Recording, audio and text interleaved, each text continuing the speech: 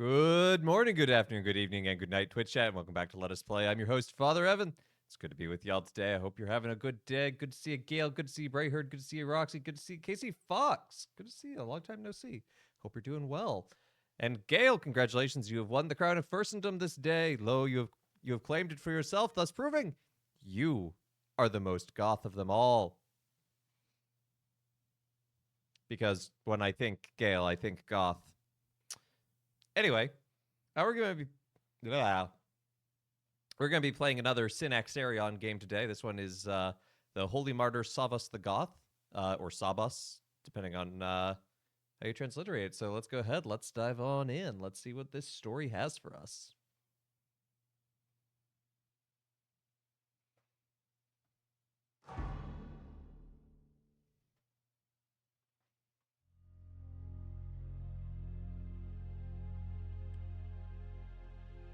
Savvas, the Goth and Holy Martyr, flourished during the years of the brothers and emperors Valentinian I and Valens. Savvas spent time in Gothia by Crimea, nearby Kaffa. This is his story.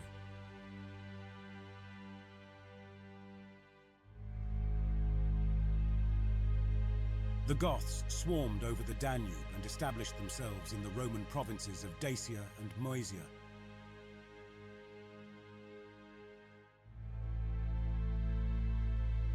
Some odd-looking abs you got there, Magoth.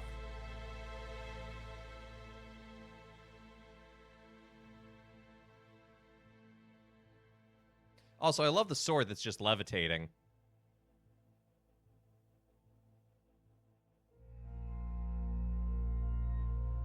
It's very quiet because nothing's happening. From time to time, they made inroads into Asia Minor. They, especially, made expeditions into Galatia and Cappadocia. They captured Christians, enslaving both priests and lay people. By and by, the prisoners made converts among those barbarians so that churches were even founded. Savvas, as a young child, came to prefer the faith of Christ. He mocked the worshippers of the idols, so that he not only refused to partake of their slain sacrifices, which were offered to the profane images, but also prevented those who willingly did so from eating, as he taught them the faith of the Christ. Hey, GameX, thank you so much for the 14-month resub. My goodness, 14 months. Thank you for the support. He was in the position of chanter or lector to the priest's ancilla. Okay, so that's interesting how they phrase that, because so we see at some point in the church, exact dates are kind of lost, but we get this sense of minor orders, and they're a little bit different in the East versus the West, but so it's just interesting that in the 4th century there is already the position of chanter / lector, so just sort of interesting. Also good to see Trekkie. So his role in the Divine Liturgy would have been to lead part of the choir and do some of the reading.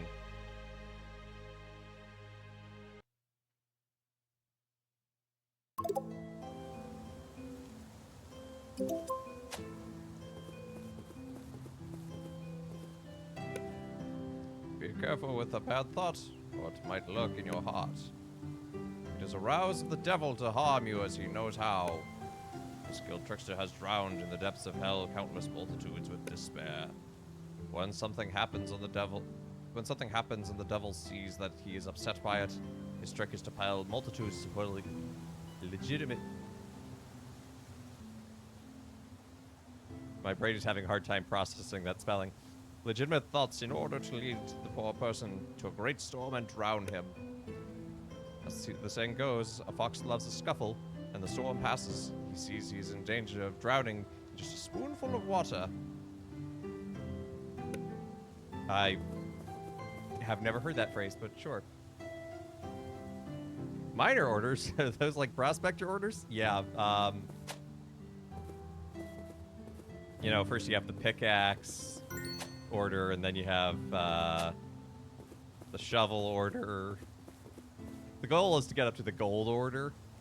Do you know Savvas? He is a chanter in this church. His faith is strong. He teaches us all to stay true to Christ.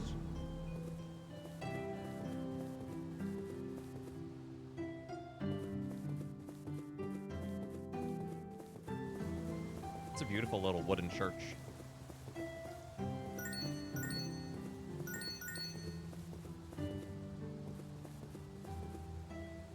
Gold is the most efficient material to mine with. Yeah, exactly. Savvas has urged us not to give in to the heathen. We should never compromise.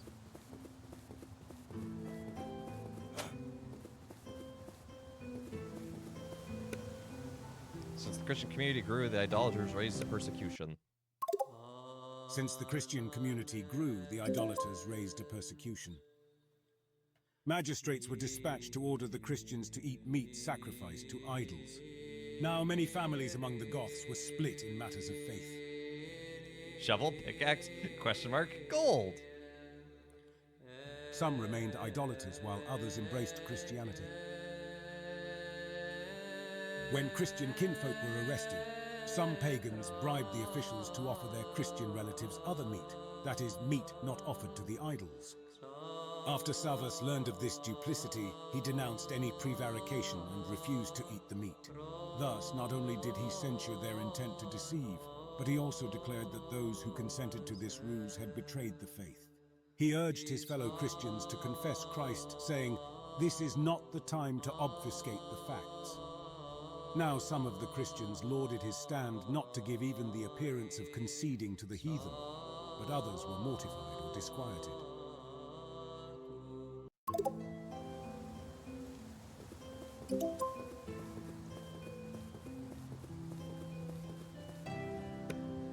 Hello there, sir, good sir.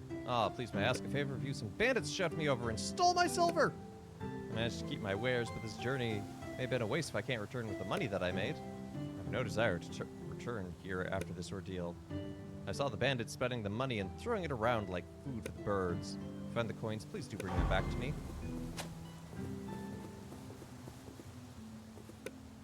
Oh no, someone opened my fence and all the goats have wandered out. They've never been out of the gate before, so they've wandered off around eating all the best grass and shrubs. What will I do? Wild animals might get them. If only I could pick them up and bring them back into the fence. There are 3 loose goats. Please find them and bring them here. Loose goats? Meh.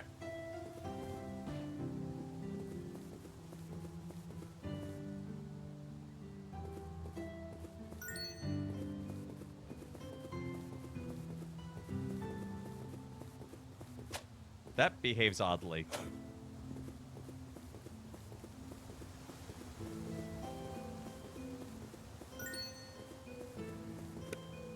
A man obtains the fear of God if he has remembrance of his unavoidable death and eternal torments that await sinners. If he tests himself every evening as to how he spent the day, and every morning as to how he spent the night, and if is not sharp in his relation with others.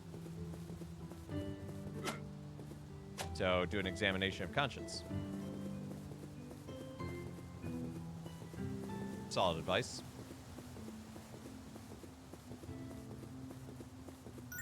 Goat, goat, why? How did I?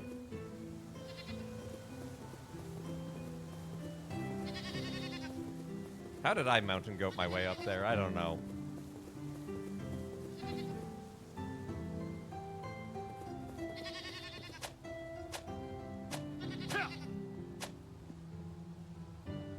Ma'am, I've returned 1 of goats.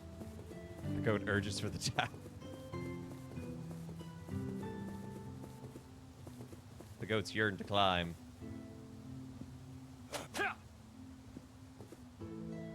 Oh no. Wait, maybe this is fine.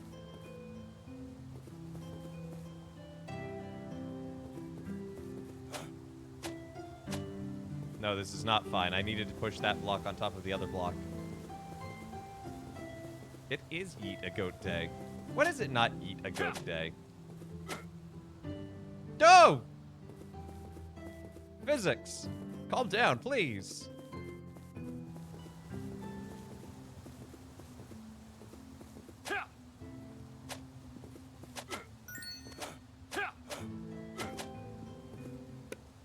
Whoever becomes the servant of the Lord fears only his master. But whoever is without the fear of God is often afraid of his own shadow. Fearfulness is the daughter of unbelief. A proud soul is the slave of fear.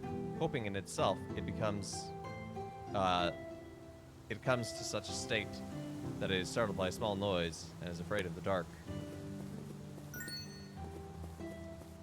feel like there's a consistent theme in this one about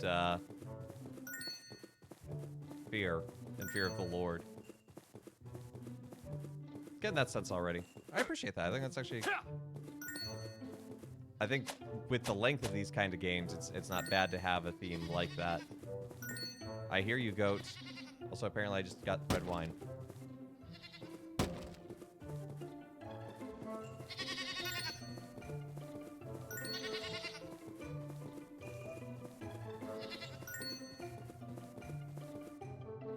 Goat, I have traveled far and wide to rescue you.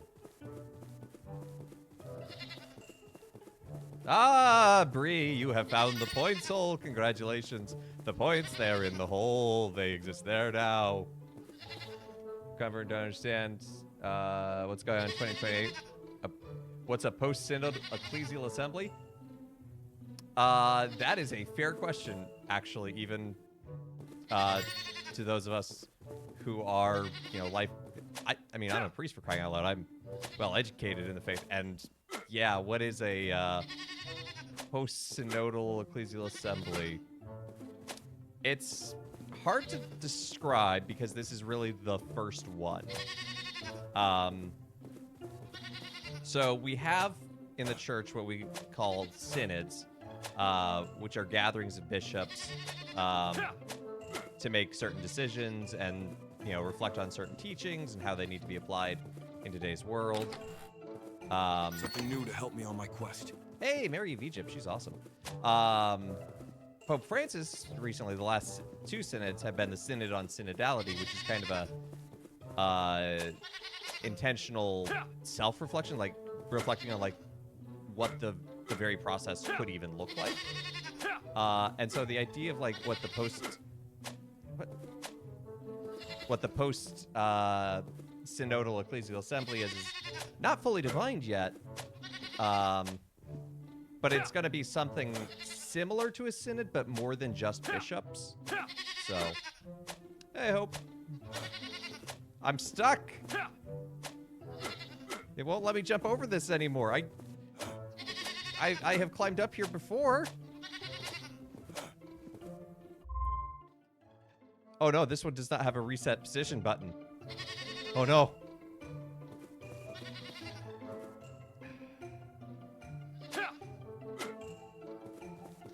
Hey, Step Zero. Will it change things like Vatican II did? Probably not. It's not the purpose of it, except for it will change things in the way that, like, this is probably the way we'll keep doing it going forward. But it's not trying to, like, make any drastic new changes or, you know, we hear a lot of things like, oh, well, the bishops in such and such place with the synod said this. It's like, okay, that doesn't mean it's an official teaching. It just means that they were exploring that. And that's sometimes a really key and powerful thing of synodality, as Pope Francis has kind of taught the church and given it to us, is this model of it's okay to come together with disagreements and talk about that, you know?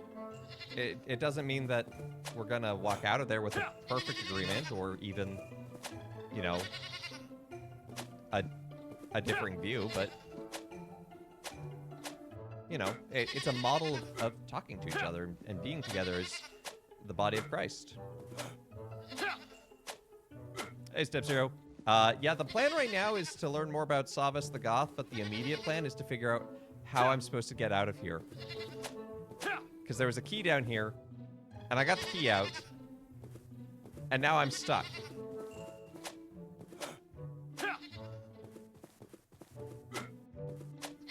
Yeah, for the church to truly change things on the level of the Second Vatican Council level, we would have to have another council, which is in and of itself a whole process. So, you know, I don't think anyone in the Vatican, Pope Francis included, is looking at this ecclesial assembly as a replacement, but just a another way to bring us together and bring leaders in the church together to talk about these things. Hey, you're welcome, Casey. And trust me, I may not have explained it perfectly because, like I said, it's still kind of figuring itself out. Spoiler, the martyr gets killed. Ray heard.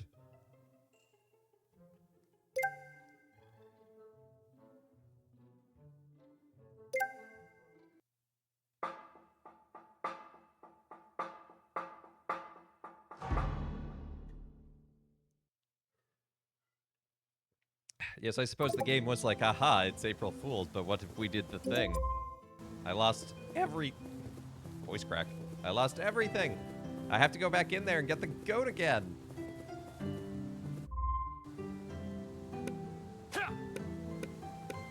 Yes, yes, I will return your coins, I promise, yes. You want goats.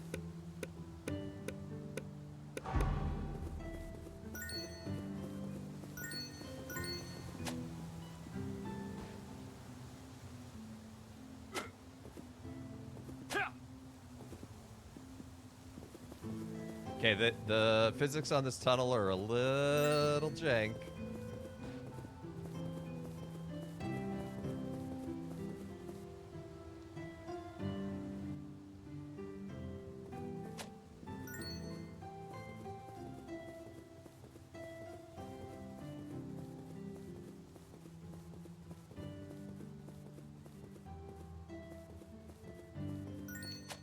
Hello, goat friend. Hello, yes. I'm doing an impression of you.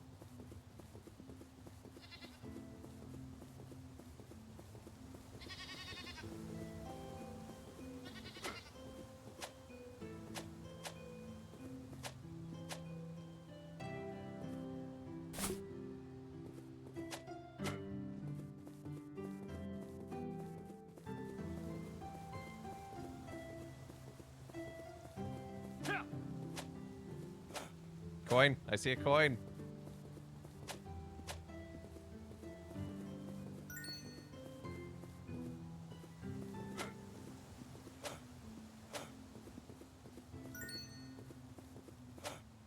I have found some incense. It is as sweet perfume to me.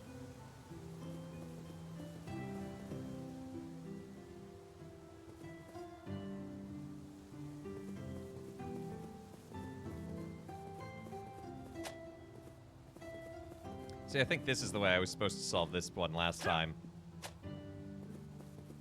I mean, we still managed to get up there, but...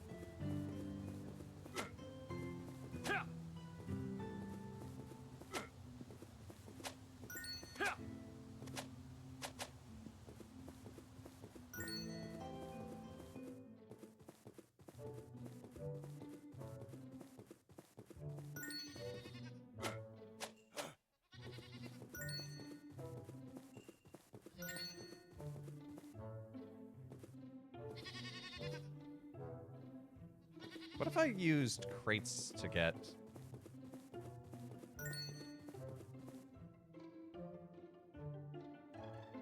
Oh, that crate is having a good time.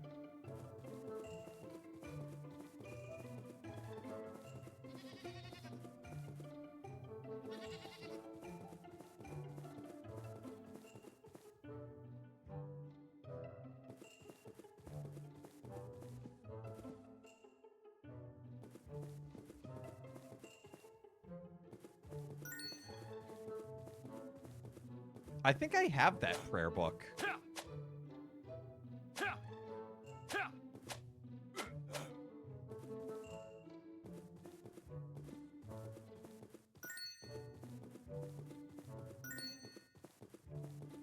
Like, I think that, not obviously that exact literal one, but the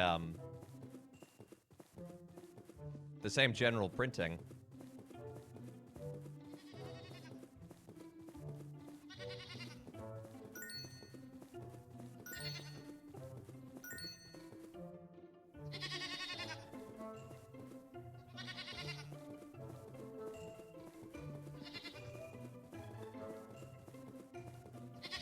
What if this isn't her goat and I'm just kidnapping some random goat?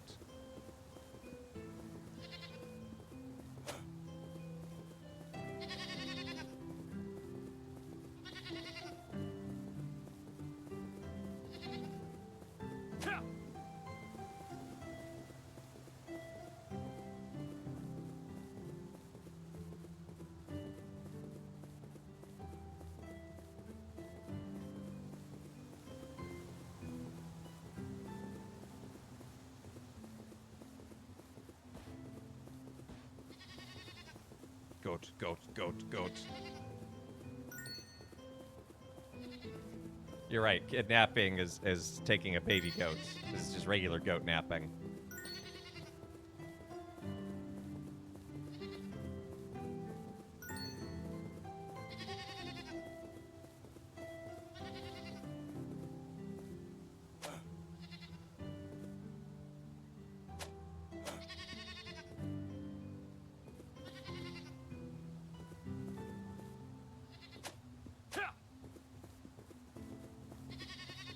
Also, it's pretty impressive that I can get a goat to just stay perfectly still while carrying it. Have you ever tried getting a goat to stay perfectly still?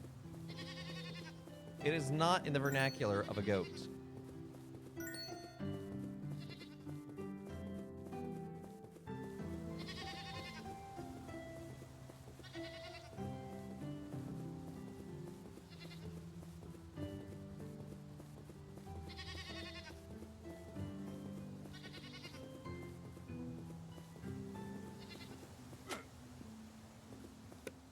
Oh, thank you so much for finding my goats. I hope this icon is sufficient payment. Hey, Nicholas the Wonder Worker. I have an icon of Nicholas the Wonder Worker. You can just barely see it next to Kerbo.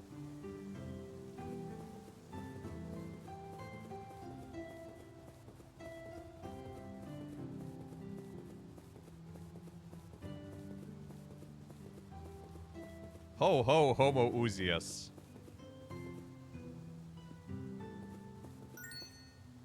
Okay, this one, I don't know what order these were made in / released in, but this one feels more like the original. What with the block puzzles. What is this game? It's called Synaxarion. It's a series of games. The first one is about Acts of the Apostles, but then subsequent ones are about various saints in the early church. It's made by some Orthodox developers. So, it's pretty cool. Good to see you, CalMage. Hope you're doing well.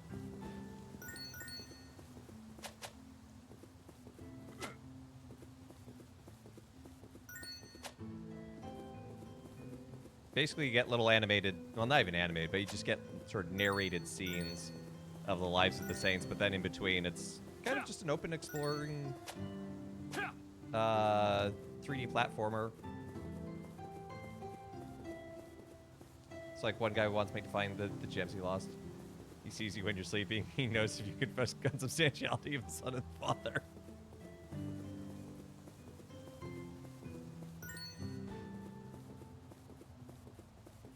So be good, for goodness sake.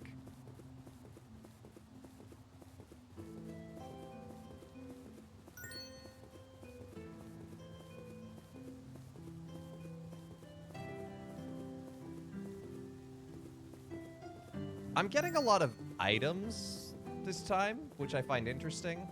So I wonder if there's other quests that will happen later as the story progresses.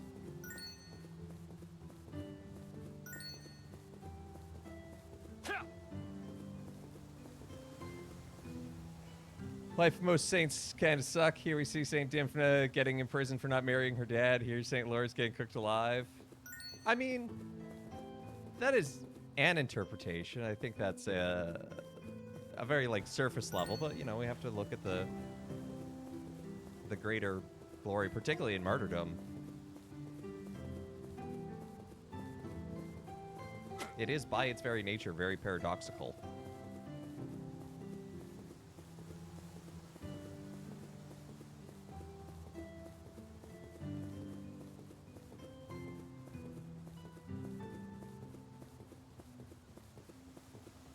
Also, nice Dymphna reference.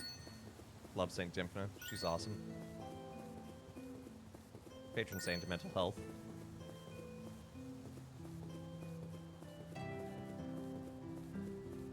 Plus, Saint Lawrence is patron saint of comedians. So, you know, he's got that going for him.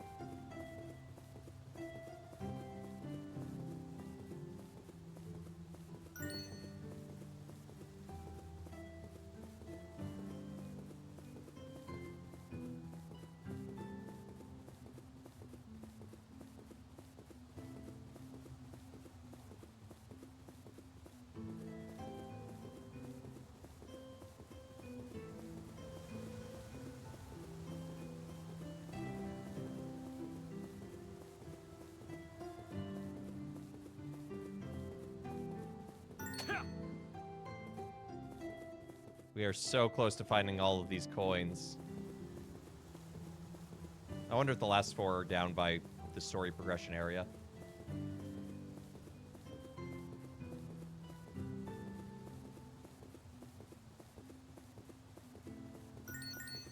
Well, there's 2 of them. Since Savvas was the agent of salvation of many of his people, some of the idol mad worshippers were infuriated.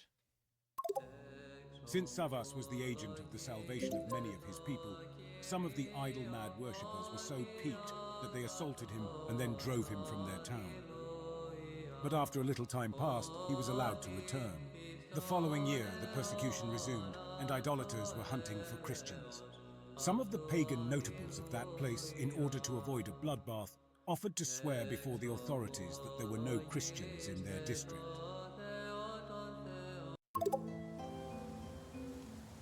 Whoa! Kit, thank you so much for the 1,000 bits. My goodness, thank you so much. Thank you for the generosity.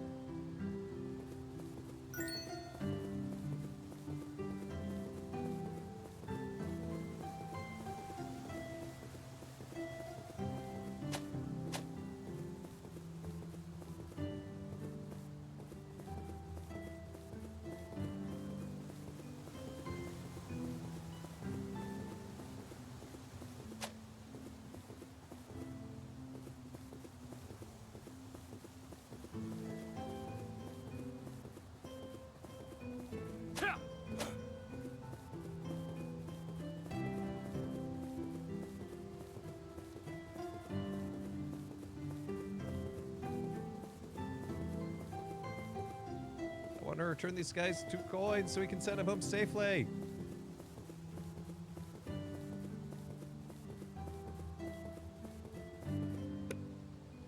Even as they were about to take the oath, Savvas appeared in their midst. Even as they were about to take the oath, Savvas appeared in their midst. He had gone forth of his own accord and revealed to the authorities that he was a Christian. After he presented himself, he said, "Let no one forswear himself for me. I am a Christian." One of the officers seized Savvas and inquired, "How much is this man worth?" One of the townsmen answered, "He has naught save the clothes on his back." Savvas was then released as the officer said with some contempt, "Such a fellow can do us neither good nor harm." So he's Thus they turned away from neutral? Savvas and attended to other business.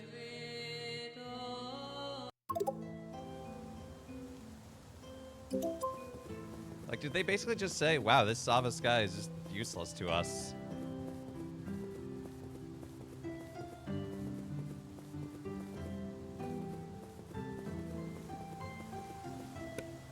I thought I saw us shipping behind the log down there. Hint, hint, hint, hint. Ah. Oh, I don't need to go up there.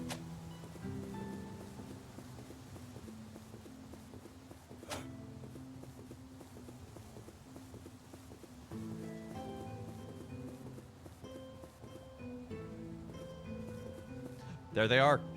Look. Look. Shining in the left there.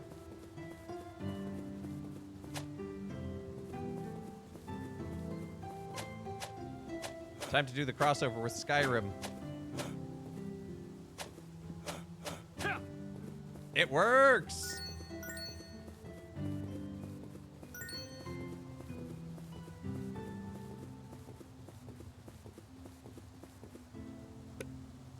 Sin makes a man a coward, but a life of truth in Christ makes him bold.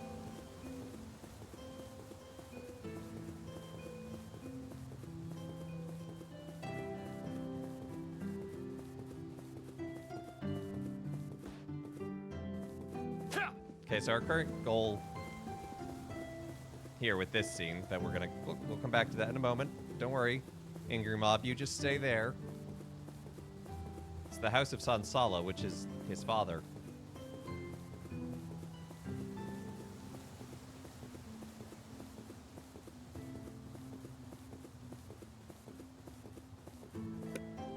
Incredible, I'd feared they were lost forever. My gratitude cannot be expressed.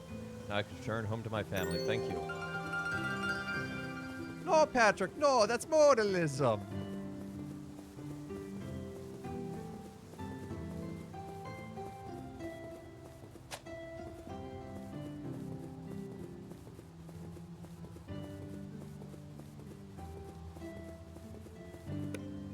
After a couple of years, the idolaters renewed their investigation. After a couple of years, the idolaters again renewed their investigation, sending out soldiers to apprehend those who would not offer homage to the idols. It was 3 days after Pascha when Athanaric, Visigothic chieftain from 364 to 376, with a company of soldiers, entered the place where Savvas was sojourning. The soldiers inquired after the house where the priest was staying. They were directed to the rented lodgings of the priest Sansala, with whom Savvas had been tarrying after the Feast of Feasts, that is, Pascha. The soldiers went by night and burst into the priest's dwelling. They seized the sleeping priest, who was much astonished. Yeah, I'd be astonished too, quite frankly. The soldiers bound him and threw him into a cart. Oh no. Oh, the legs. Oh, the AI slop. As for Savvas, they pulled him out of bed and sported with him. They dragged him naked through a thicket of thorn brakes and belabored him with sticks and ferns. The following morning, Savvas remarked to his persecutors, "Did you not drag me naked over brambly ground? Look and tell me if my feet are torn or wounded, or if my body is bruised from the blows you brought upon me." As they gazed at him, they drew closer and examined him. They could not perceive the slightest mark or scratch. The men would have let him go, but the chief of the Goths, Athanaric, arrested the Savvas and said, "I am determined to make him suffer." As a kind of rack, they fastened Savvas's hands and feet to the extremities of axle trees of a cart. He flogged Savvas with braided lashes, having weights. Still annoyed you can't find the narrator's name? I bet it's one of the developers. Watch during the credits at the end of this one. Maybe that'll say. Next, he was suspended by his hands from the beam of the house as they attempted to have him taste some meat offered to idols. They thus tortured and taunted him for most of that night until they grew weary and retired. In the meantime, the landlady, the one who owned the lodgings where Sansala and Savvas quartered, felt pity for Savvas. Well, that's good, but her house just burned down. She cut his fetters that he might flee. He, however, said he had no intention of leaving. Intention. He stayed and helped her with her chores. In the morning, the soldiers again tried to get him to eat food offered to idols. He refused to even touch what they offered and said, "This meat is as impure and profane as Athanaric." One of the soldiers, nettled by this insult, struck at Savvas's breast with his javelin. The violence of the thrust led all present to believe that Savvas was finished, but he did not cry out in the least. He remained unhurt and said as much, "Thou didst not think that thou hadst slain me, didst thou?" Wow. Bet you thought you killed me. Indeed, I felt no more than if that javelin had been a skein of wool tossed at me. I like this Savvas. He's got moxie.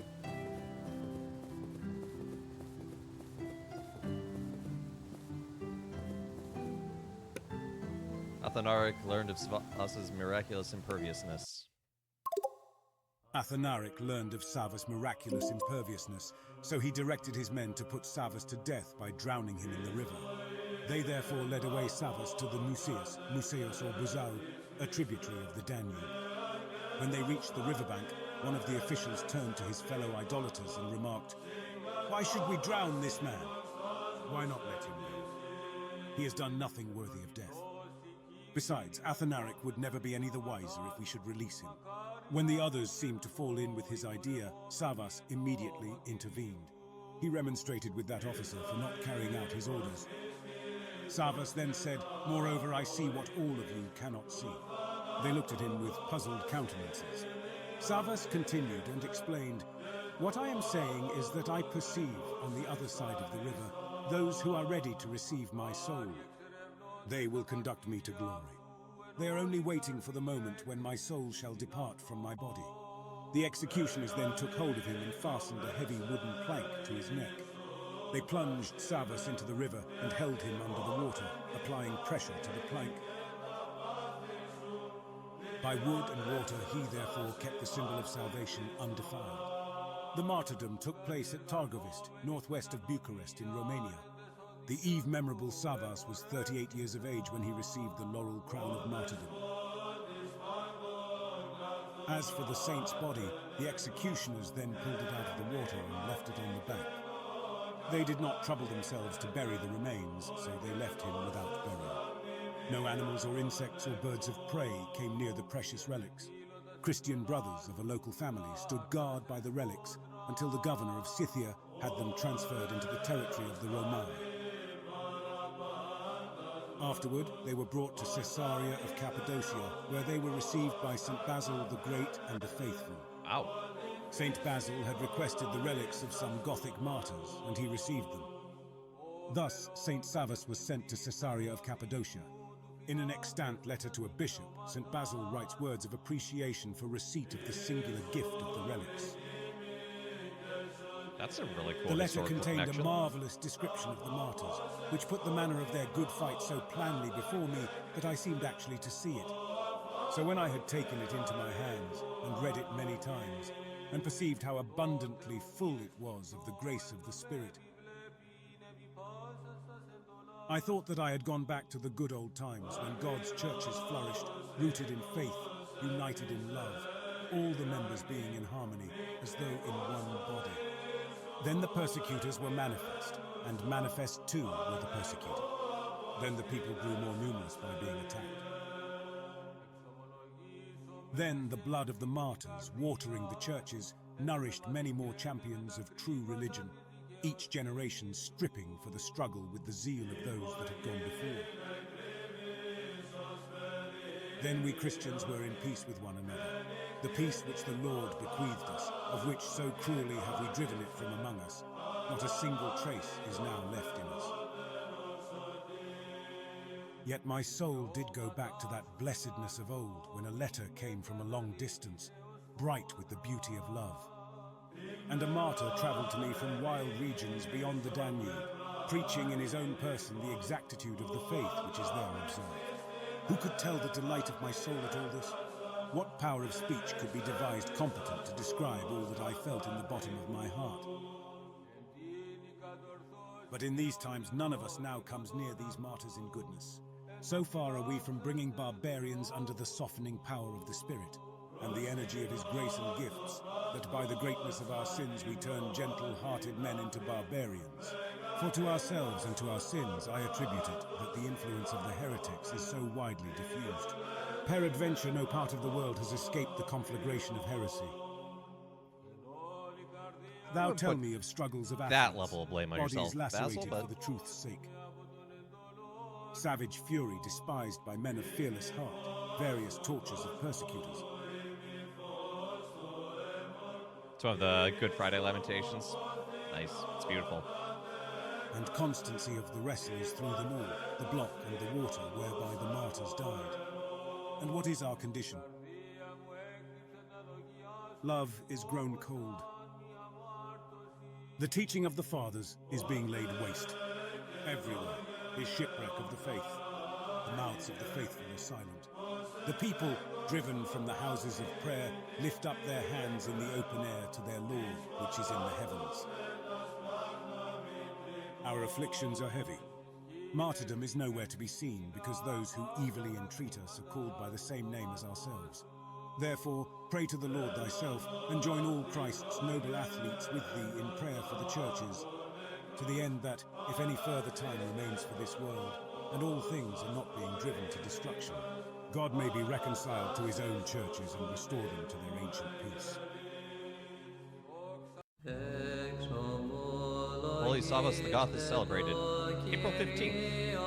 I see they put the new Andal calendar. That's really loud.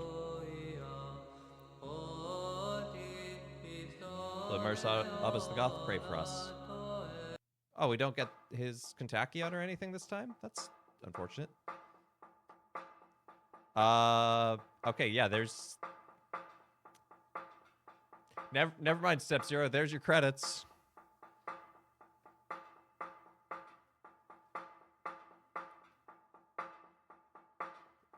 That is not helpful. That closing letter, Basil, is one that I think I mean, he's a holy saint. He's a father of the church. A lot of his theology is really good. I think that one falls more into the realm of opinion. And I think it speaks to the way that the church post-legalization of Christianity had a bit of an identity crisis.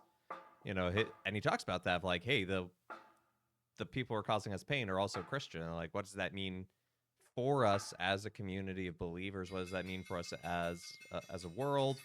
I think it's one that the Christian church continually faces, and I don't think there's a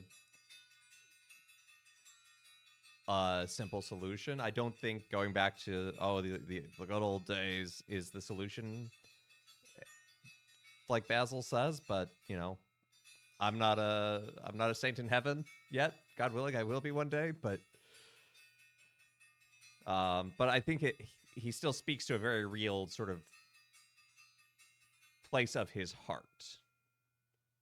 Yeah, a lot of desert fathers were like, well, if the organized world isn't going to martyr us, we'll let the natural world martyr us. So kind of go out that way. So yes, that's Savvas the Goth. I look at the time. We can jump into the next one, so just give me a moment.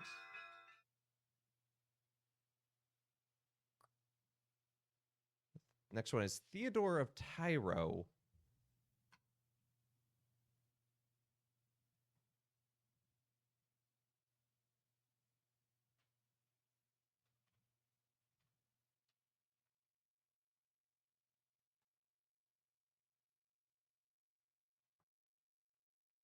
Oh, REM Legend has redeemed a mod poll. Mods, you want to throw up a surprise poll?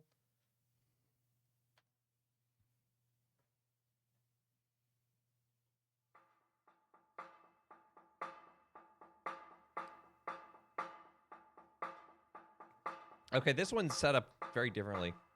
Can you imagine the mindset that others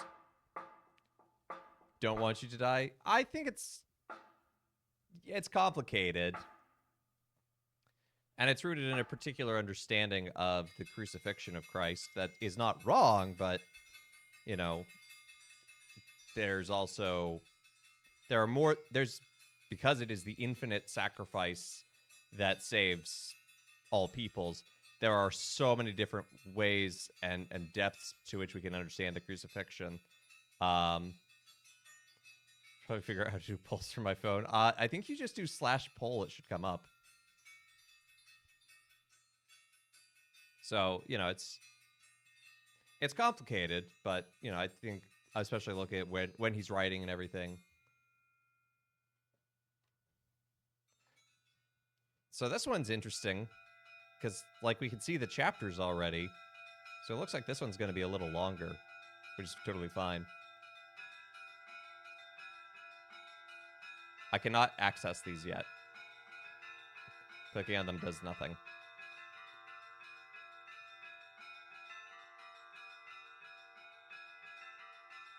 Unrecognized command. Gale!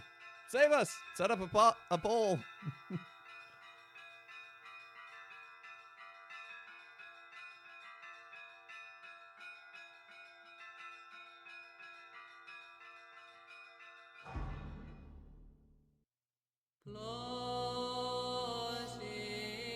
Theodore, the glorious holy martyr, namesake gift of God or gift divine, crushed the head of the serpent as he served as a valiant warrior of God Most High. He lived during the reign of the joint emperors Augustin, Diocletian, and Maximian. Maximian had been adopted by Diocletian as his colleague in 286. Both later abdicated in 305, respectively, of Galerius Maximinus and Constantinus I. Hey, that's an important name, I feel. But Maximian reassumed imperial power in 306. With Constantinus I and Galerius as the new senior partners of the Roman world, each was provided with the support of a junior colleague, Severus II in the west and Maximinus Dia in the east. Emergency poll engaged.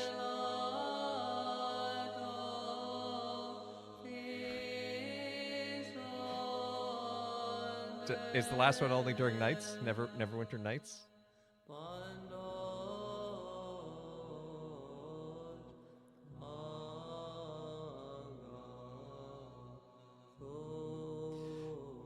The Tetrarch system of government was maintained, though Galerius had been largely responsible for installing the new Caesars. Maximinus was his nephew, and Severus was a longtime friend. The sons of Maximian and Constantius, however, were coming of age. They were passed over in the new appointments, yet they would also come into power soon. Maxentius, the son of Maximian, and Constantine, it's a very important name, son of Constantius. What is this building? Theodore flourished the time of Diocletian, Maximian, and Maximinus Dia. He hailed from the village of Cumiala, Amasea, the city of Cappadocia. Emperor Diocletian was desirous to promote the Roman gods such as Jove and Hercules.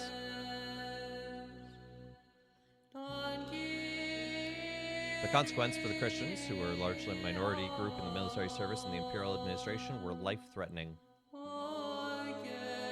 In 297 or 98, Diocletian issued an order requiring all men in arms and administration to sacrifice to the gods. Those who refused were made to resign. This policy was enforced for 6 years.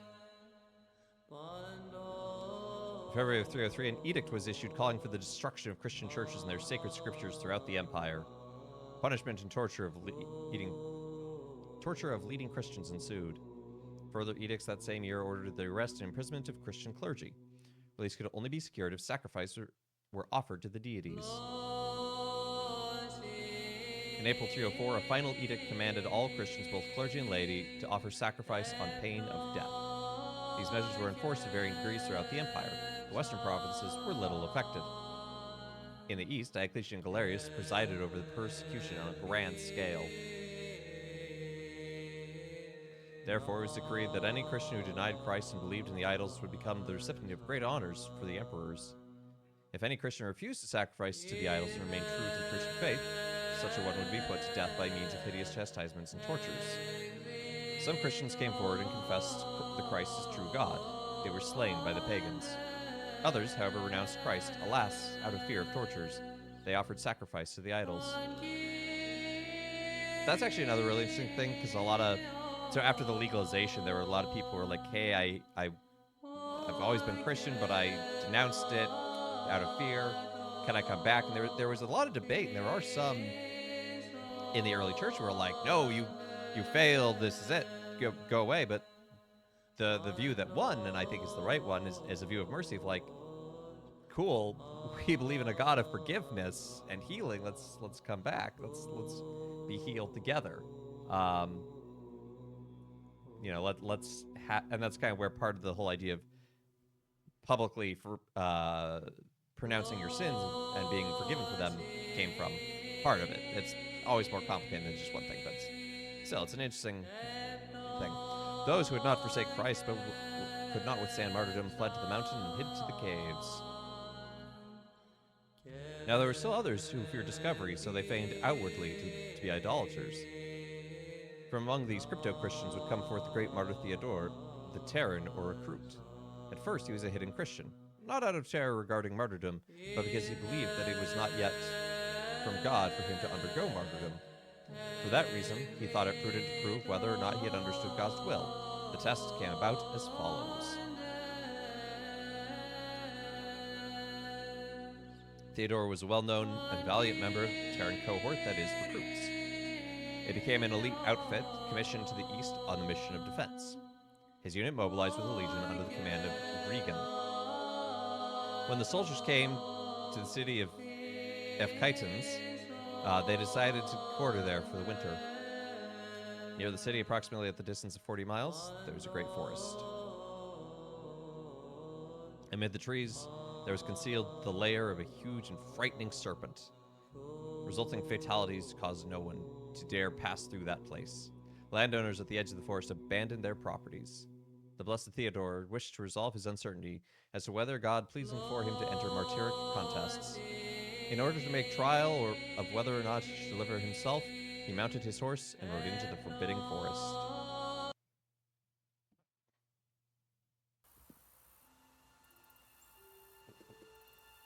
Oh hey, it's this model again.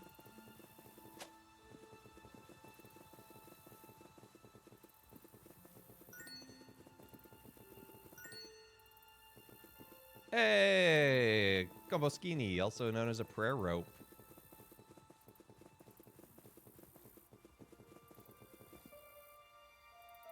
I've left my home not far from here for fear of the dragon. I hope God will deliver us from this evil.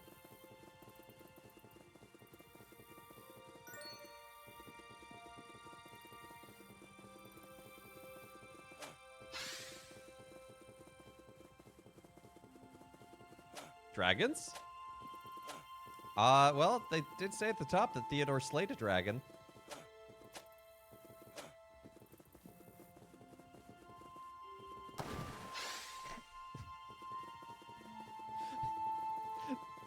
That was ankle high!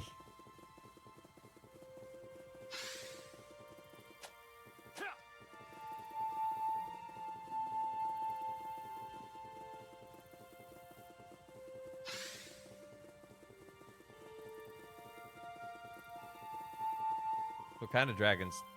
Some kind of dragons on tapestries are smarmy little guys. Well, typically in iconography, dragons are depicted very serpentine.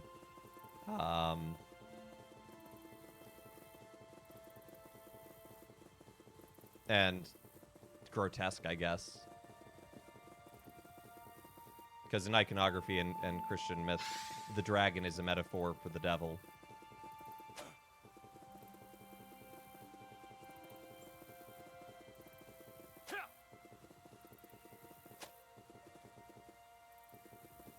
Hey, Britt. Snake with wings. No, I ain't no snake. I don't do that tongue thing.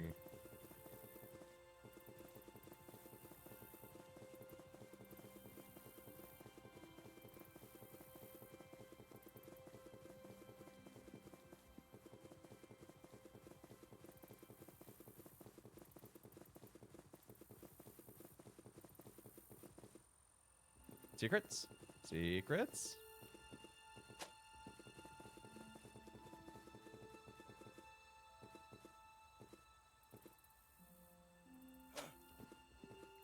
Oh, that is obnoxious camera work right there.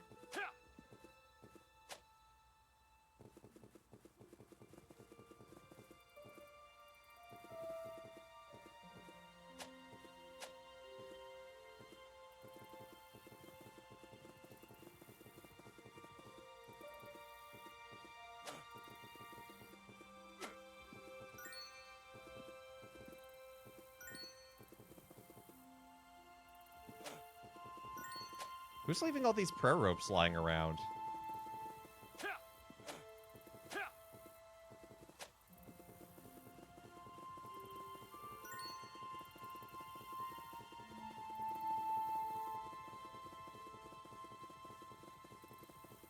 All right, Theodore, tell us your story.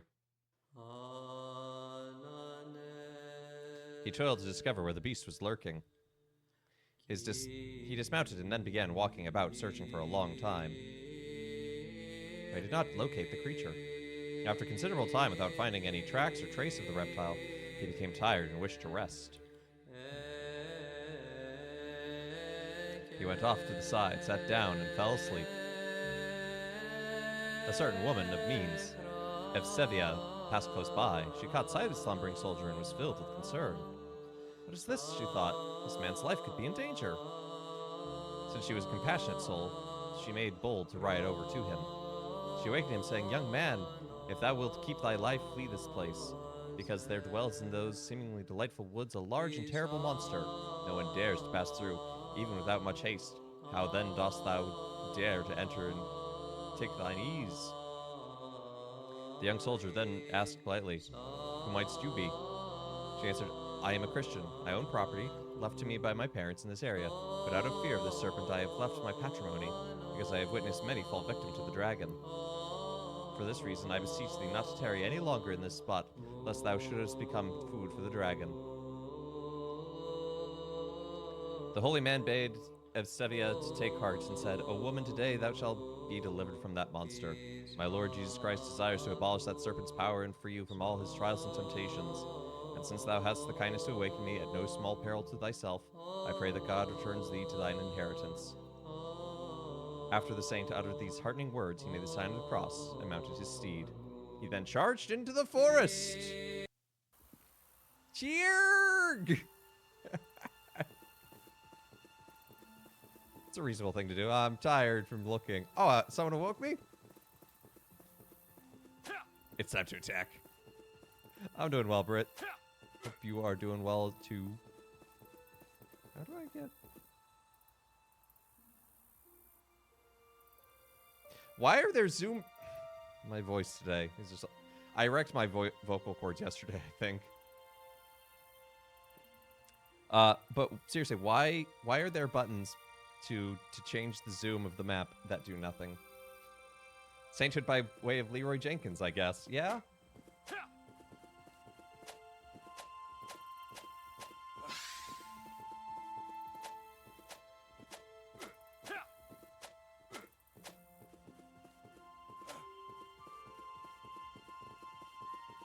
Yeah, the water looks... again, my voice. The water looks pretty good in this one. I think these games have a very charming style in their 3D elements.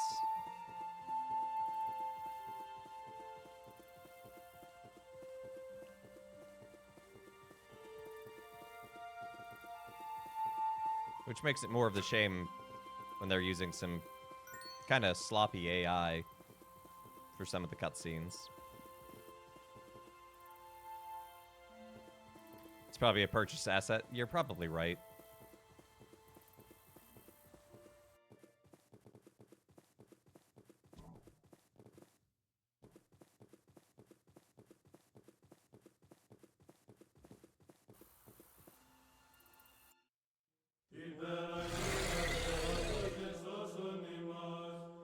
That chant's a little loud. Well, you're all right. Busy time of year. Yeah. Finished second place in a month-long Catholic writing competition. Hey, that's awesome. Congrats. That's awesome. Second place is nothing to scoff at. That's great. It was then that he heard the reptiles roaring. He dashed to where the noise was emanating.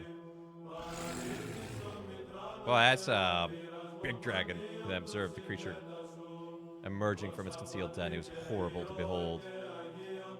The fire-breathing beast was so hideous that flames appeared to coming forth from its eyes.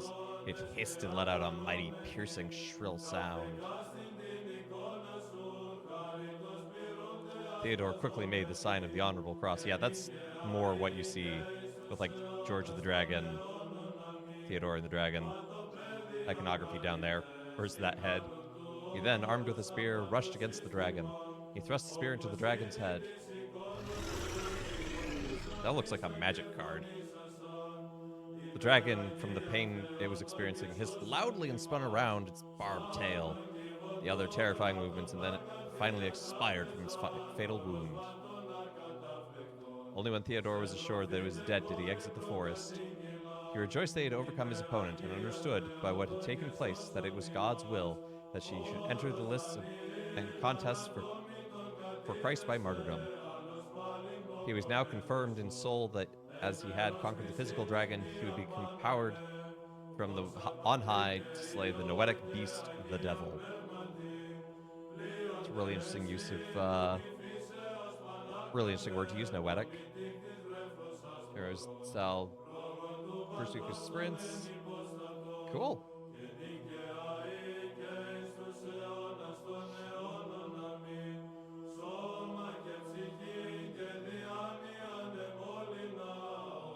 Sounds like a fun time. Metropolitan John of Ephesus wrote of the Holy Martyr, "Thou hast laid a good foundation through thy victory, O glorious martyr. With courage surpassing nature, thou hast overthrown the beast of destruction that breasted out fire and murder." Thus, the Holy Theodore freed from that area from the terror of the dragon. Should that be fleed? Theodore then returned to the camp and his cohort. Hey, Little Munster is redeemed off. Father joke.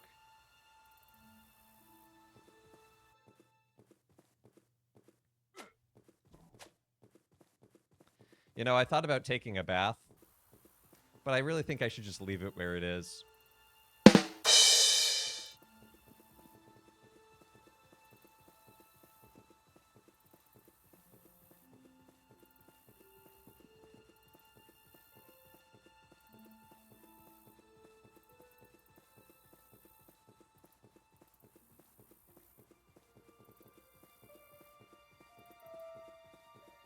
Almost 18,000 words. Wow. Hey, I got a lot of little monster. I'll take it.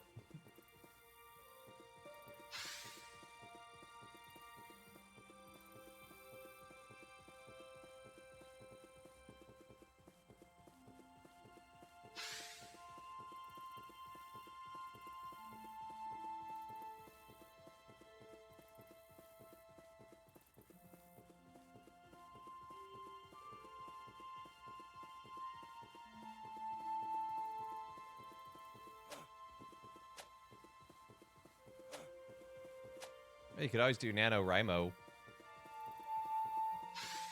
1,667 words a day.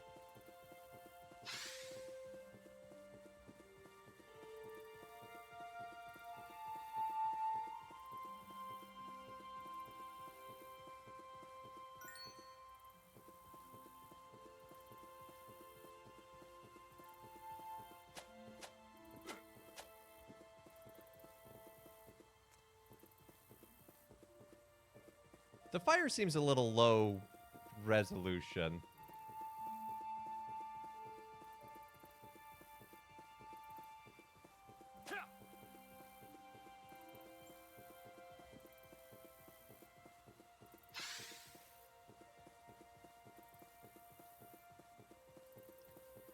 Those are surprisingly modern street lamps.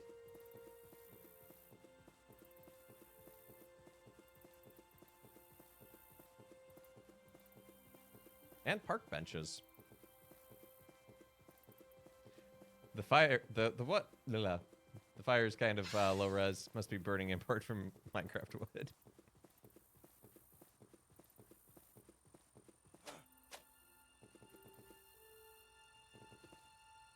Sure, hi, hello. Where am I going?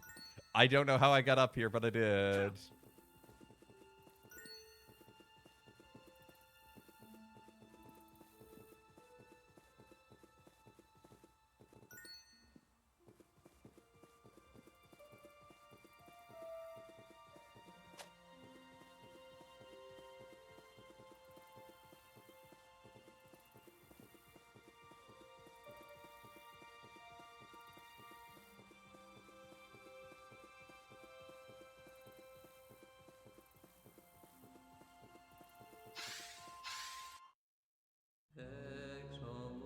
He spent time with his comrades in arms until the time came when the soldiers and their commander, Regan, were expected to make their mandatory offering of sacrifice to the idols. While the other soldiers formed queues and fulfilled their requirement, the blessed Theodore stayed behind in his tent. By this action, it became known that Theodore was a Christian. Regan assembled the army. Before all, he addressed Theodore and said, "Theodore, why hast thou not offered sacrifice with all of us? Perhaps thou art a Christian?" Theodore, with much courage, declared, "I am a Christian, sir, and I have been from the start. Moreover, it is Christ whom I believe, and to him only that I wish to offer a sacrifice." Regan remarked, "Theodore, thou hast the first honor, so come and sacrifice to the idols. Do not appear this day to bring dishonor upon the distinguishing record of thy cohort and comrades, but rather render the compulsory sacrifice as all other soldiers, and do not become an apostate of the imperial decrees. If the emperor were to learn of this, thou wouldst incur significant injury and loss." Holy Theodore answered, "I have told thee clearly, I am a Christian. Do not deny that fact. And again I tell thee, I am a Christian and pay homage to Christ. I am his soldier, and to him I am ready to sacrifice." Regan said, "Many of these soldiers are Christian, and yet they made the mandatory offerings to the gods, which enabled them to keep their position and rank." Now, if Regan made this charge, not that he knew that some soldiers were Christian, but he might put Theodore to the test to determine if actually were other Christians in the ranks. Theodore perceived that his commanding officer was attempting to draw him out and extract information. He answered him, saying, "Each man knows his soldier best, knows whose soldier he is. As for myself, I only know and confess that I am a soldier of the heavenly King, my Lord Jesus Christ, the Son of God. It is for Jesus and his kingdom that I soldier and fight." Then Theodore's squad leader, Poseidon, who was in charge of 10 men, wishing to make a jest of Theodore, spoke to him in an ironical tone. "Theodore, thy god has a son, is that not correct?" Theodore answered with much boldness, Yea, the prophet David said, by the logos of the word were the heavens established, and all the might of them by the spirit of his mouth. To this quote, Regan asked, Are we able, O Theodore, to behold the Son of thy God, of whom thou speakest? The holy man answered, If thou wilt leave behind thy deception and become a Christian, then thou shalt understand who is the Son of God, whom I proclaim. Poseidon, wishing to mock Theodore, said, And if I were to consider thy Son of God, what good shall we enjoy? For that matter, if we did not come to know him, what evil shall we suffer? Theodore said, The good which thou couldst attain is abundant, if thou wouldst leave the deception and come to the truth, if thou wouldst leave the darkness and come to the light, if thou wouldst leave the army of a mortal king and become soldiers of the heavenly king, even as I. Regan then said to Poseidon, Let us give him 1 day of leave that he might consider what is best to his advantage. While Theodore was left to himself, he began to search out other Christians. The blessed man started with those Christians who were in close proximity, teaching them not to deny the Christ. He was saying to them, My Christian brothers and fellow soldiers of the heavenly King Christ, cease fearing the punishments and tortures that are temporal, but only in your minds does the fear exist. When you have dared to engage in 1 or 2 martyric contests, then the rest shall seem delightful and joyous. Be on your guard, my brethren, that you not renounce the Christ who is prepared to vouchsafe you his kingdom. If you were to sacrifice to the idols, what would be the gain? It is unavoidable that 1 day you will die, but if you should die as idolaters, woe unto you. Therefore stand aright and strong, my brothers.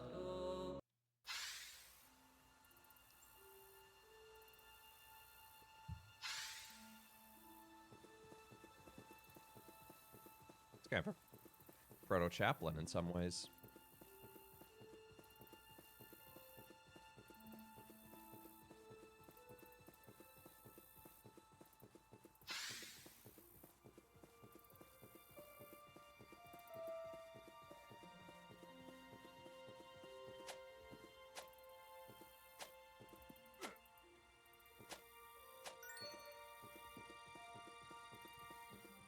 Barely even see that with all the glare. There's a trash can! There's just a trash can!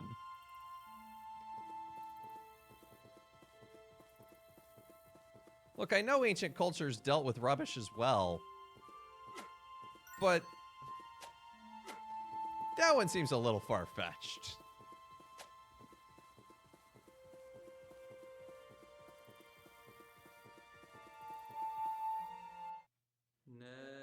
Welcome back, Roxy.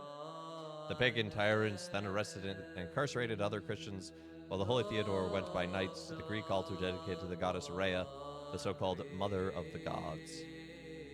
His heart was ablaze with the divine zeal when he entered the temple. He set the temple on fire that he might demonstrate that he was a Christian not only in word but also in deed. He further wished to prove to the Greek pagans that the idols to which they were making obeisance were deaf and made of insensible wood. As a result of the destruction of the pagan shrine to the idolatrous chief goddess, Epheita was in turmoil and confusion. The minister of that defiled altar, one named Cronades, had seen holy Theodore set it on fire. Since he feared that he would be held responsible for the burning of the altar, he took hold of Theodore and brought him to the governor of the land. That was Publios, before whom Cronades stood and declared, Milord Publios, this most profane soldier of the emperor, even as commander of army, Regan acknowledged before the troops, is a Christian. His fellows set fire to the altar in base of the goddess Rhea, and he opposed the imperial commands.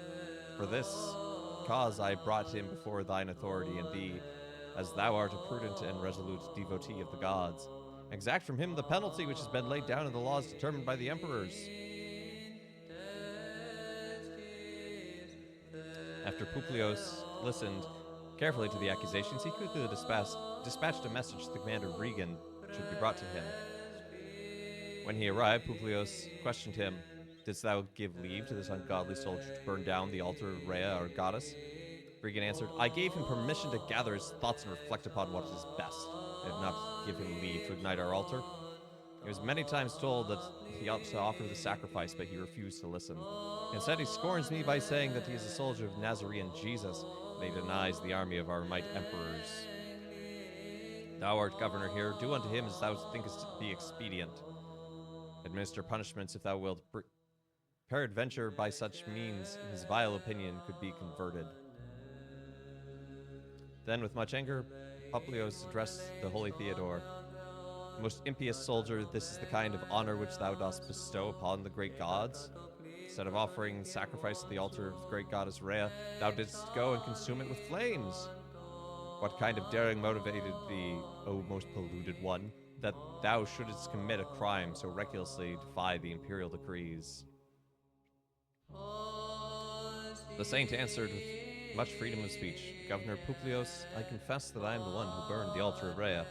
I committed this deed because I wished to experiment and see whether or not the goddess had any life, but I observed that the wood was deaf and insensible. The idols are merely the works of hands of men. They have mouths, but they cannot speak. They have eyes, but they cannot see. They have ears, but hear not, nor is there any breath in their mouth. They have feet and walk not. What sort of deities, therefore, are these that are dumb and speechless? In truth, they are but pieces of wood. The governor, no longer able to stand such forthright words, ordered the men to give Theodore a mighty thrashing. When they finished administering the punishment as ordered, Publius addressed Theodore, Though I spoke to thee sweetly, yet thou hast behaved arrogantly. But if I were to try thee with tortures and many types of chastisements, though I do not wish to exercise such measures, then thou wouldst submit to the imperial commands. The saint remarked, As thou wilt not accept my words, in like manner thy threats are of no consequence to me, and hold no terror for me. Thine intimidations are those which might only frighten small children. In my case, I have the strength of my Christ working in me, which to me is joy and gladness. The punishment with which thou wouldst menace me do not enter my mind, because the power of Christ shall make them light and easy to bear. The governor said to him, Theodore, I tell thee, sacrifice to the gods and be released from torments. The saint answered, Whatever thou wilt, do unto me. For my part, I am not renouncing Christ. When the governor heard this response, he gnashed his teeth as would a lion. He grew 10 sizes that day. His wrath waxed hot, and he roared at one of his servants, crying out, Away with this blackguard, who deems us to be non-existent. Bind him in the prison, secure the doors with my seal. He is not to be given any bread or water or anything until he should perish miserably.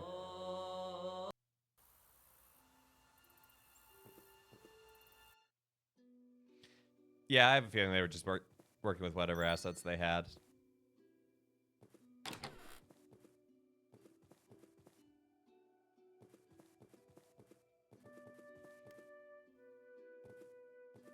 Someone left this behind for me.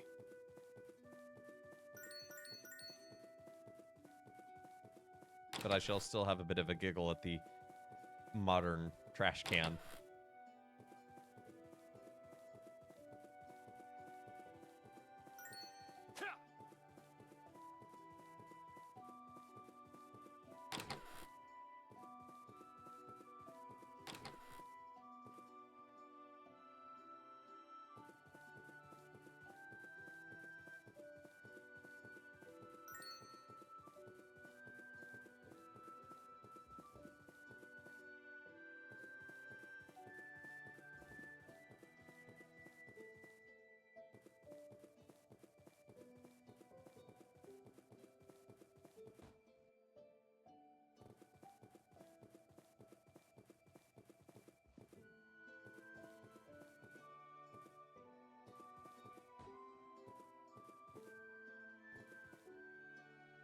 Okay, I guess this ramp is immovable.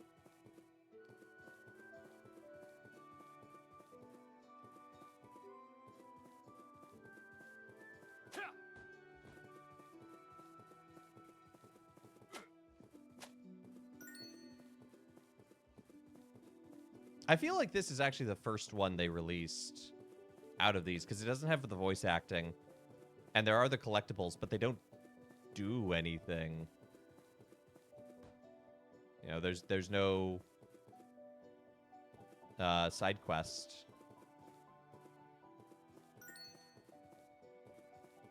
to gather, 10 Combuschini.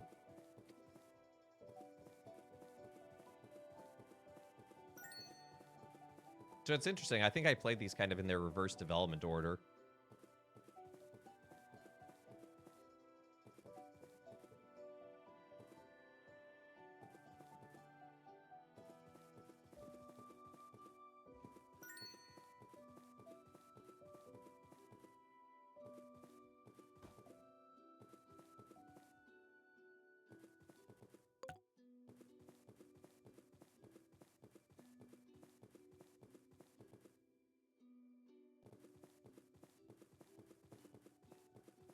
Yeah, no yeeting of a goat here.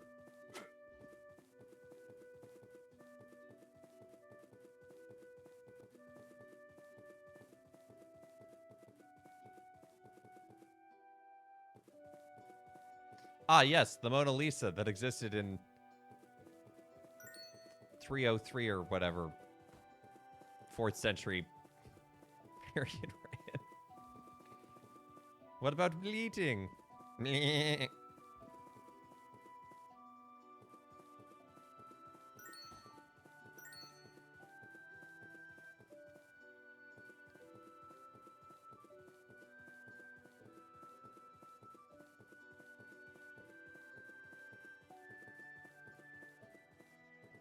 Is what accurate? The painting?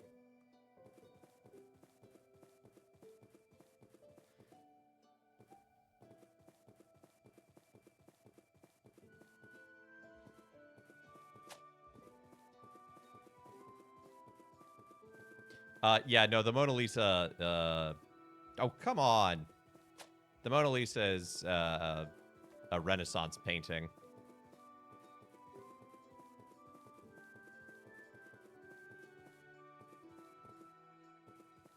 It most definitely would not have existed at this point.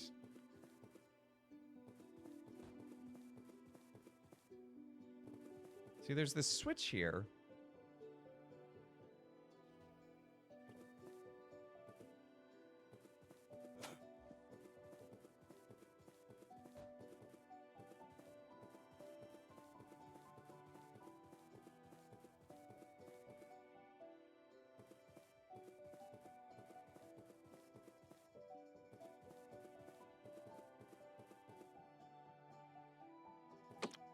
There we go.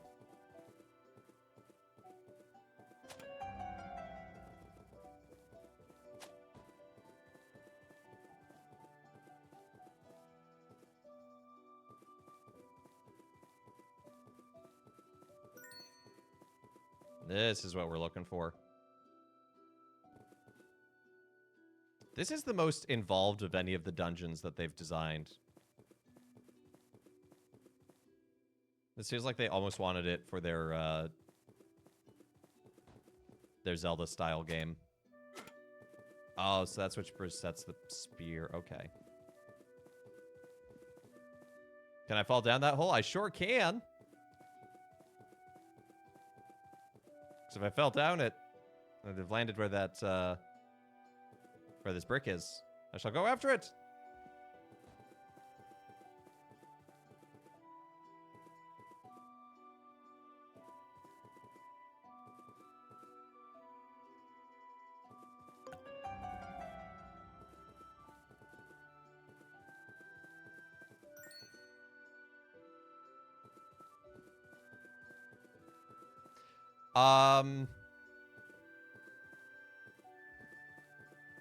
I did that thinking that, our pal Theodore being locked up in the dungeon, that maybe if I unlock the dungeon, I'd find him. Apparently all that was optional.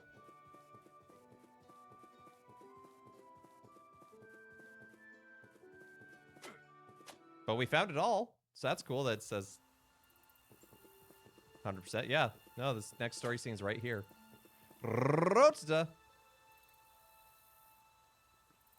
Today, the gospel is the man healed at the gate of Bethesda.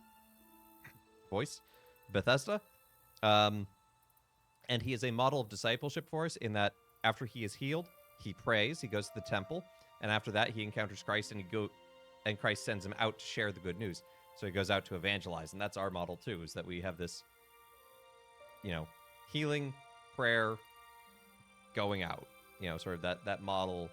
And it's not, you can't map it necessarily one-to-one in every single life, but it's that same general model of, like, understanding ourselves as disciples. That same night, Jesus appeared to him, saying, "Rejoice, Theodore, my soldier. In no wise do thou grieve, nor be distressed on account of the flogging thou didst receive for my love. I, as always, am with thee, but in these last few days thou shalt enter my kingdom. Do not then take victuals from their hands. My grace shall nourish thee. Therefore rejoice and be glad." After the Lord uttered these, he was taken up. The saint bore up in prison and remained joyous. He chanted while in bonds, and the angels of God chanted with him. There were many who accompanied Theodore that the prison guards were thinking that Christians were in the prison singing along with Theodore. The guards thereupon went to check on Theodore in his cell. They observed that his door was locked and the governor's seal remained untouched and intact. They began leaving, but then turned back the sound of many men chanting. They peeped through the opening into Theodore's cell. They observed a crowd of men clad in white chanting together with Theodore. Straight away they hastened to report to Publius what they had seen and heard. They exclaimed, "A multitude of Christians is in the prison. We know not how they gained entrance." When the governor heard the startling intelligence, he quickly rose and went to the prison. He was accompanied by all his soldiers. As they approached the prison, he dispatched some men to surround the perimeter of the building. In the event that any Christian should attempt to leave, arrest them. Publius then went to the prison. He too heard the sound of many voices singing. He opened the saint's cell. He entered and could see no one but Theodore bound in the stocks. Fear gripped Publius, could not imagine where the voices might be emanating. He then ordered that Theodore receive 26 grams of bread daily and a little water. When the guards fulfilled the order and brought Theodore's rations, he would not accept them. And so he told them, "I have heavenly food, that is, my Christ and his power. I do not want thy polluted food. I therefore say with the prophet King David, but oil of a sinner, let it not anoint my head." The following morning, the governor called Theodore before him and said, "Listen to me, my friend Theodore, and come and make sacrifice to the idols before I embark in submitting thee to torture. By the gods, I promise that I shall write to the emperors who ordain thee as high priest of the gods. We shall all hold thee in first place, so that thou shalt become equal to us and enjoy great esteem from the emperors." The saint, upon hearing this offer, first laughed at the notion of a high priesthood which was offered to him by the governor. And then he answered and said, "Governor Publius, do not even begin to think that such blandishments," and I like that word, blandishment, "and false words thou canst overcome my resolve. Be thou well informed that whether thou shouldest burn me with fire, or drown me in the sea or river, or plunge a sword into me, or give me as prey to wild beasts, or cut me into 10,000 pieces, I shall not, for as long as I draw breath and live, forsake or deny my Christ. For the sake of his love, I should wish to be tortured and punished always." Hearing such words, the governor marveled at the daring of the saint. Then Vregan took Publius aside. "Thou art governor of this place, and so do what thou thinkest wisest." Publius, not capitalized, ordered his executioners to chastise the saint. Theodore was taken and suspended upside down. The executioners flayed his body with iron claws. "Administer this," bellowed Publius, "until the prisoner should die or state that he shall offer sacrifice." The ministers' torturers performed their office to the extreme, so the saint's sides were laid open, exposing his ribs. At length, the executioners became exhausted from the brutal scraping and carving. Holy Theodore made no outward response. He chanted secretly, "I will bless the Lord at every time. His praise continually shall be in my mouth." The governor, when he perceived that nothing was being achieved toward altering Theodore's resolve, directed his men to take down Theodore. Publius then made this comment to the martyr, "Art thou not ashamed, O wretched one, to keep hoping in a man, Jesus the Nazarene, who suffered a bad death? Why maintain belief in one who could not help himself?" The saint gave this answer, "O thou most irreverent man, may I and all Christians, as many hope in the Christ, ever be so shameless." At the same hour, a great commotion, too, took place among the multitude. The governor, fearing the ill temper of the people, again said to the saint, "Let us leave off all the talk. Just give me a certain and decisive response. Shouldst thou prefer to offer sacrifice to the gods or suffer more punishments?" The saint replied, "O ungodly one and heir of diabolic artifice, hast thou no fear of God who gave thee such authority? Or rather thou hast bidden me to repudiate him and prostrate myself before insensate wood." Publius then left the martyr to himself for a short while, so as to ponder how his office might proceed with the case. When 1 hour had passed, Publius questioned Theodore, "What dost thou desire more, to be with us or with thy Christ?" The saint answered, "With my Christ, as I was, I am, and shall be." When the governor perceived that nothing was being accomplished, but that turmoil was being created instead, he decided to put an end to the saint and wrote out his sentencing. Whereas Theodore is an evil rebel against the royal decrees and his disavowal of our gods and his espousal of the crucified Jesus, I command that he be sentenced to immolation and utter destruction, so that earth cannot receive his defiled body. Let the fire devour him, as he's consumed the temple of Rhea the goddess.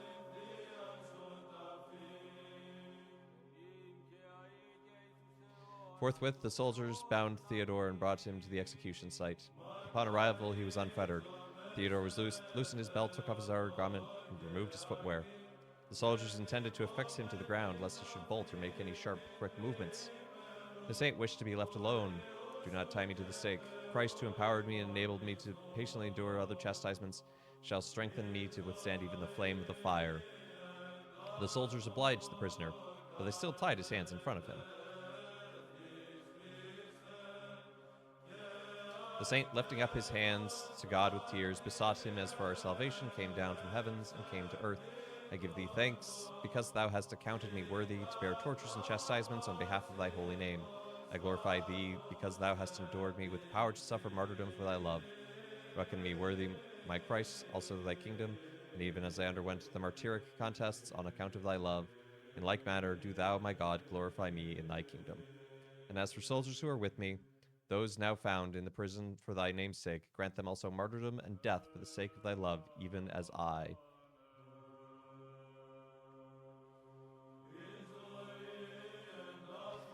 Then, after he prayed in this manner, a certain crypto-Christian named Cleonikos beheld the saint, and tears welled up in his eyes.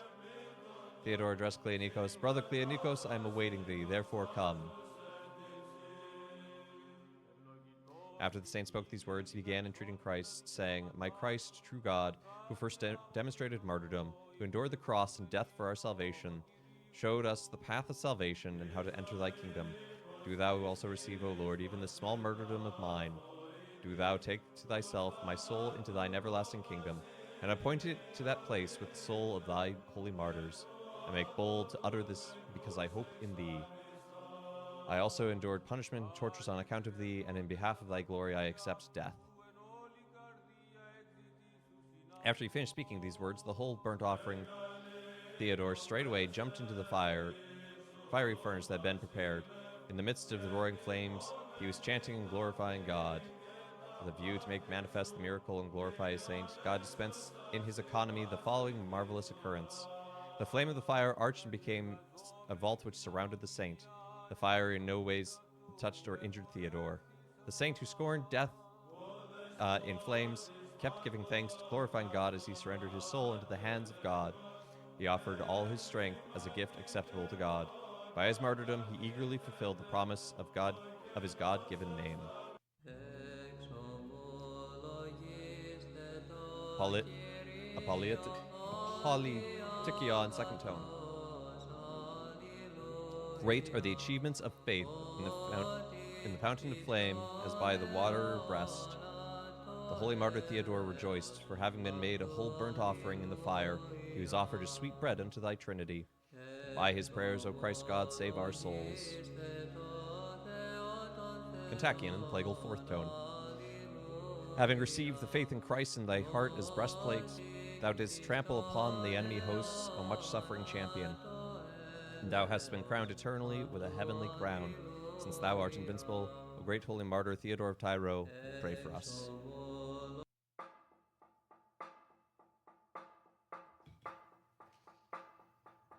Thought you had to say So that's the life of Theodore of Tyre. That was shorter than I expected, but still.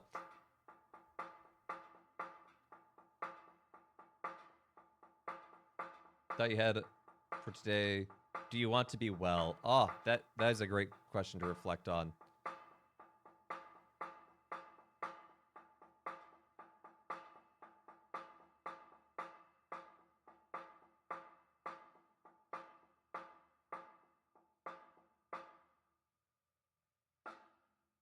So yeah, so those were the stories of the martyrs, Neophytos, Theodore of Tyre, and Savvas the Goth.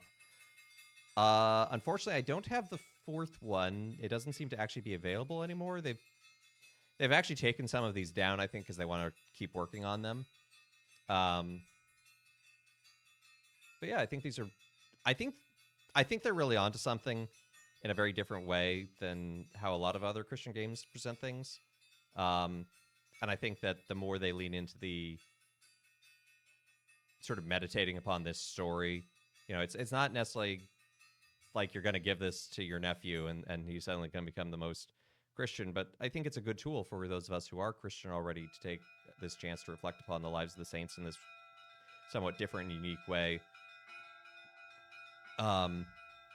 I'd love to see stories like this played out beyond just, like, don't get me wrong, the stories of martyrs are incredibly powerful and important, but, you know, the stories of non-martyr saints and across the ages, because, you know, yes, the church is timeless, you know, she's the bride of Christ, but also we are very rooted in time as human beings, and so we can see different ways of living as a Christian sort of across the spectrum of history.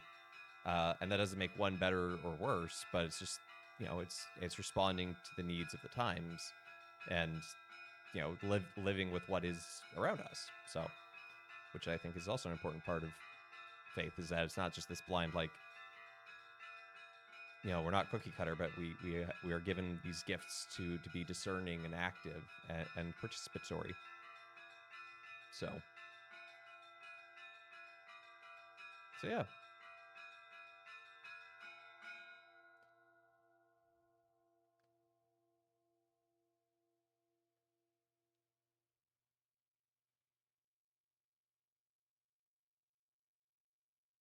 there a way to? Okay, once you open this, there's not a way to close it. I can just wait. There we go. There's a tiny X. So yeah, so I think we're just gonna call it there for the day. So yes, thank you so much for tuning in to Let Us Play. I've been your host, Father Evan. It's been good to be with y'all today. Look at these lives of these holy martyrs.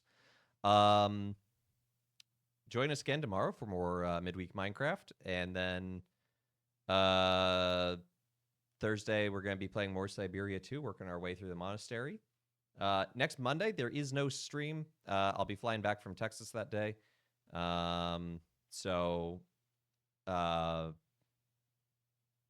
Yeah, I can't stream from the airplane. It's not good enough Wi-Fi. And I've tried. I think we're going to move to I had another game lined up. I need to figure out, because I was hoping to stretch these through Holy Week. And then I wanted to do, I have a game sort of about renewal. I don't want to spoil the surprise, but a game about renewal that I thought would be cool to do during Easter. So I need to figure out if we were going to jump straight into that or if I'm going to find something for the next 2 weeks. We'll figure that out. I've got a week to figure that out, so I've got time. Just as we look ahead to the calendar, there will be no stream Thursday during Holy Week with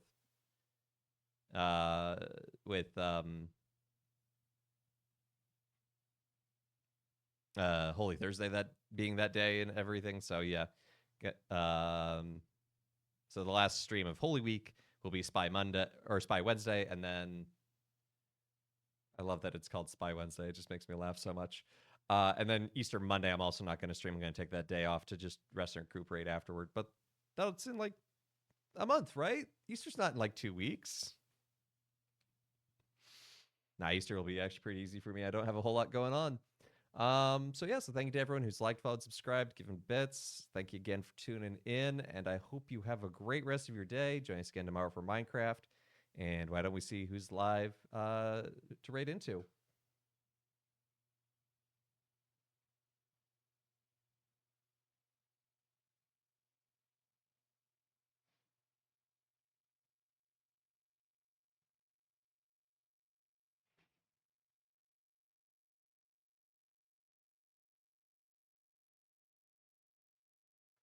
Yeah, like I said, Jen, over to KMax.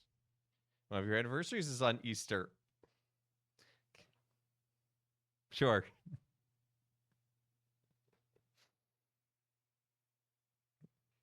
I say that because I know what Gail's talking about it, and I think it's great.